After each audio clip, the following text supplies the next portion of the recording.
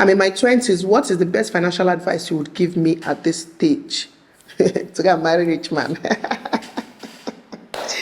Hey, I've told you, auntie. So today is Q&A day, and today is all about money.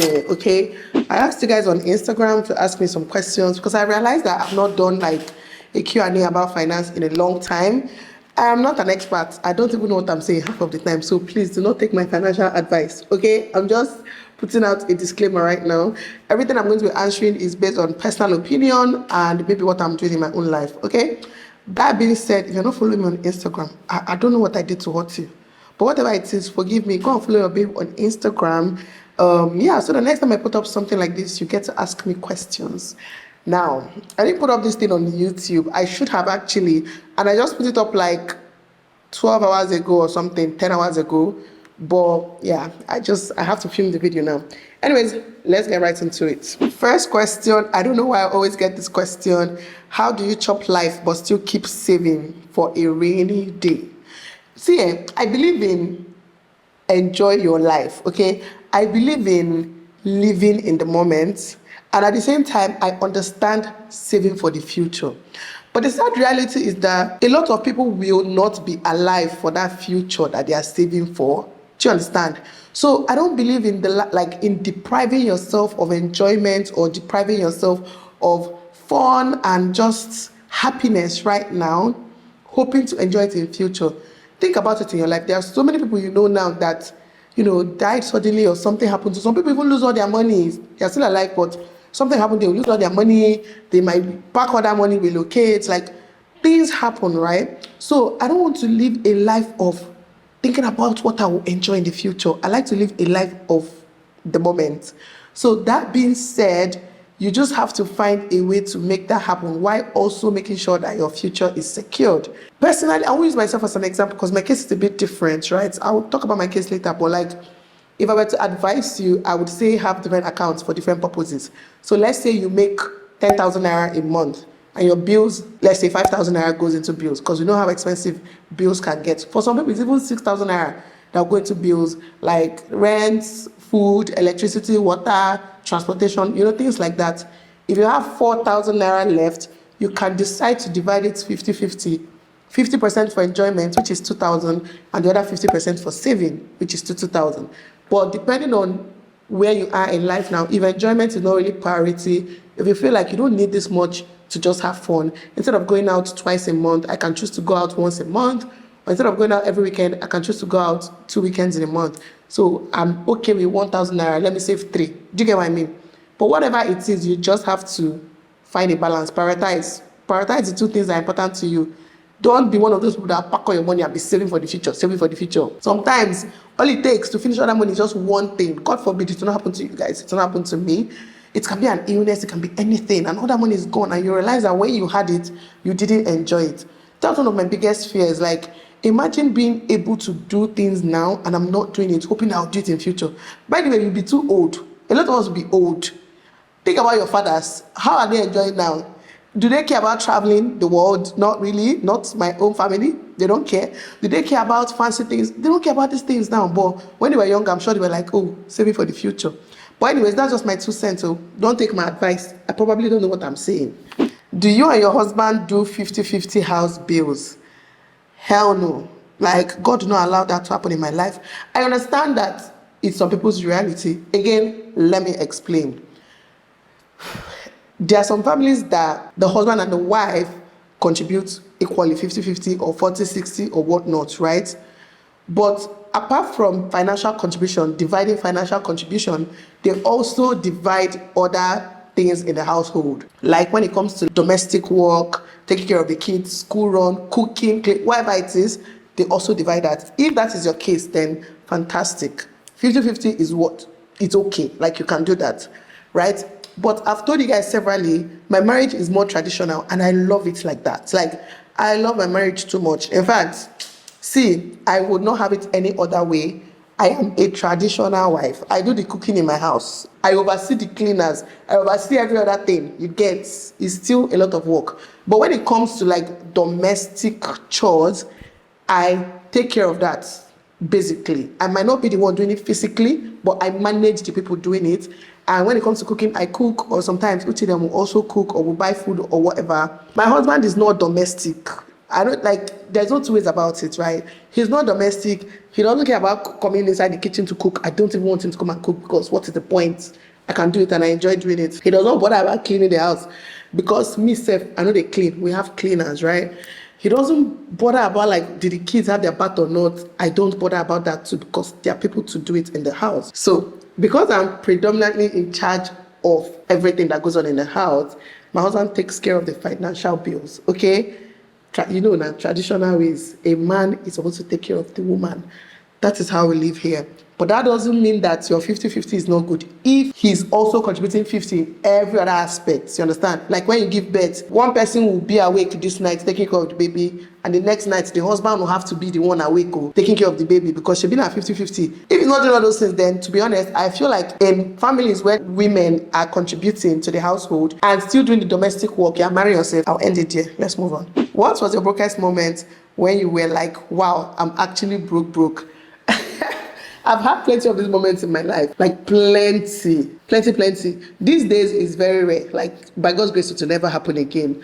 But if I'm to think of my brokest moment, it will have to be like before I got married though. It will have to be before I got married, when I was living alone in Abuja. Sometimes I used to have my last card, like 10K, 5K. And should I tell people something? I'll sit and chop it. I will chop it and be empty. I start calling for money. My sisters are always there to give me money. I always have people to give me money. So no matter how broke I used to be then, I was not hungry. But if I'm to talk about it in marriage, I would say my brokest moment in marriage, most likely, like when I started YouTube at first, when YouTube was barely paying me $100 a month, and then $1 was 200 naira. So $100 was like 20K or 15K, thereabout, when it was like 150, right? So imagine making that. But then again, I have a support system, so it wasn't a problem. Are there any foreign investments that one can do, like stocks, bonds? I'm not going to attempt this question because I am not good at things like this. I'm still trying to learn. When it comes to this kind of investments, I just leave it for my husband. I know nothing about bonds and all that. Stocks, I will not say I know anything about stock. I know you're supposed to monitor the stock market and all that, but I do use an app, and I have a few stocks that I bought from different companies. I don't even check it often, but I use the Bamboo app. I'm not telling you to use it though, but I've been using it for years, and I've not really like cashed out any money yet, because I feel like it has not gone high enough. Like, I don't know these things, but when I have any free money, I can just buy like some stock. But I need to actually learn this and monitor the market, because I was just hearing recently that you can actually cash out big time if you monitor and know the right time to invest in stock, and that is something I can do. But I think for this one I'm talking about, I might need like a stockbroker or something. I'm not sure, but this is not my area of expertise, okay? I earn 250,000 naira a month, and I still find it hard saving. I'm tired. It seems there is always so much to do. I really want to save a good amount here. Please, any advice on what to do about it? For me, it goes back to what I said at the beginning, right? After you pay your bills and you really want to prioritize savings, you just have to prioritize savings. It's that simple, right? You really need to cut out a lot of things. If enjoyment is not priority for you, if having fun and living life is not priority for you now, if you feel like this year you want to save and then next year you can now from that money like enjoy your life, then after I pay your bills, you just have to bring out a big chunk of money. But the best way to also save it and not touch it is to use all these apps, or like locking the money, or like fixed deposit, or just something that you cannot touch the money. That way you'll be forced to save it. Like, you will not have a choice but to save it. And another way is actually Ajo. People like, I know Ajo, there's no interest, there's nothing. But if you're collecting in December, and every month from your 250K, right, you're paying 50K, and there's 11 people, that's 500K waiting for you at the end of the year that you have saved, that you have no choice but to save. I think that's the only way. You just have to prioritize it. Close your eye, put it somewhere you cannot touch. Because what I've realized is that if I can touch my money, I'm using the money, I'm withdrawing the money. Like, you cannot stop me from using my money when I have access to the money. But if I don't have access to the money, then I don't touch the money. Please teach us how to charge brands. This is a tricky question, because there's a lot to consider. Maybe another video, I'll really talk about like things like this more. But like, there's a lot to consider. Your following, your reach, your engagement, demographic. Like, there's a lot to consider before charging a brand, Because, for example, I can have 100,000 subscribers and my videos are getting 1,000 views or 500 views. A brand is not going to pay me as much as they will pay somebody with 50,000 subscribers, but their videos are getting 20,000 views. Do you get what I mean? Because apart from your subscribers, the video is not reaching the audience they want the video to reach. So there's just a lot to consider, but I'll break this down hopefully another time. Going for masters or starting a business, share your thoughts. Start a business, so I'll always go with the thing that will make you money. I do have a master's degree. It's not useless in my life. Like, I learned a lot. I grew a lot that year, you understand? But like in 2024 now, Nigeria is too tough to be putting, especially if you're going for masters abroad, you're paying like 20,000 pounds or more, 40 million naira. With half of that money, with quarter of that money, you're going to start a business that will thrive, okay? And the thing about things like masters is not running away. If your business starts doing well, you can even do online masters. There's so many ways to also get educated without it like stopping you from doing your business. So I would say do your business. Same question as before. Do you guys split bills in your home, or does your husband cover everything? Like everything. I like the way she puts like everything. The answer, simple answer is yes. My husband covers everything. The things I'm contributing to this home, if my husband was to pay for it, it would be too much money for him. Do you understand? So I'm contributing and he's also contributing the one that he can. And like I say in marriages, let everybody do what they can. If my husband is not able to cover these bills, I'll be happy to cover the bills. I'll be happy, because I've seen people say things like, when I say things like this, they'll not be like, what if your husband loses all his money tomorrow? First of all, back to sender, number one. Number two, if anything happens, of course I'll happily do it because I can. He's doing it now because he can. For me, it's even wickedness. If you're a man and you're making like more money than your wife, and you still expect to split everything with your wife, what's the point? I feel like marriages these days are becoming too technical. It's no more about people trying to like love their partners completely and take care of them. Because for me as a woman, I take care of my husband in so many ways. You cannot quantify the ways I take care of him and the ways I take care of my family. Do you understand? Because you can quantify his money like cash or whatever, it seems like, oh, like the person is doing too much. For me, I know I'm even doing more. One is a small thing. Let me tell people, women work and make money. But there are so many things that women bring to the home that a man can never bring. Stop letting them wash your head. It can never be the same. That's not what I'm here to do, Sha. Let me just move on. How do you spend money from business? Because twice I have spent my business capital. Oh, this is tricky. I used to have a store, and to be honest, I will not lie to you, this happened to me a lot of times. As money is coming in, I'm using it to do like other things, and it's hard. I'm not an expert in this matter. But if I'm to give you an advice, it would be like to completely separate your accounts. When I mean completely separate it and never touch it till you want to do something big or something meaningful. Because that everyday touching the money, it will kill the business. You will find out that you will not even have money to restock or money to pay rent or something. For me, it was so bad. I didn't notice it that much because like my husband would pay rent or do this or do that. But like imagine in a situation where you do not have that, it would have been very bad. Just try and separate your money. I'm not an expert. I cannot advise you because I made the same mistake more like, and I have businesses I'm about to start now, and I'm going to be more strict with these businesses. I know that the account it's more like that, the business I'm going to be doing for the future. Now, because I have other things I'm doing that can make me enjoy my life now, that business will be like saving and like building an empire for the future or whatnot. You get what I mean? I have to completely separate it from my daily spending and only touch it when I want to like restock the business or pay staff or do things that has to do with the business. The business will have to stand on its own, be able to cover all the bills that the business occurs and still have profits. Trust me, you need to just separate it completely. Don't touch it, no matter how tempted you are. You rather stay broke, cry and suffer than to be touching your business money. I'm in my 20s. What is the best financial advice you would give me at this stage? To get married rich man. Hey, I've told you, auntie, I'm married rich man. Don't come for me. That is the financial advice.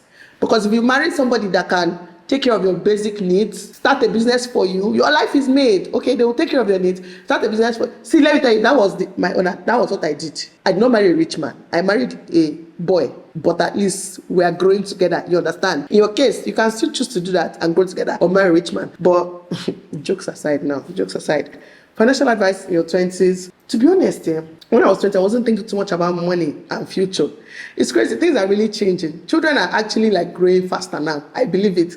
I wasn't thinking so much about money and the future. Even when I got married, I was not even thinking about how will survive with little money. I barely had anything to my name. My husband was just starting life. Like, all those things never worried me. And I'm so glad. It's almost like step by step, God has been with us all through, like without even overstressing. We have been slowly but steadily growing. So now, if I'm to advise you, I would say don't worry about money and don't worry about the future. I know it's crazy because, how are you supposed to not worry? What if? I tell my son this thing all the time. A lot of people kill themselves with that what if. No, live in the moment. By living in the moment, I don't mean party. I mean just live in the moment.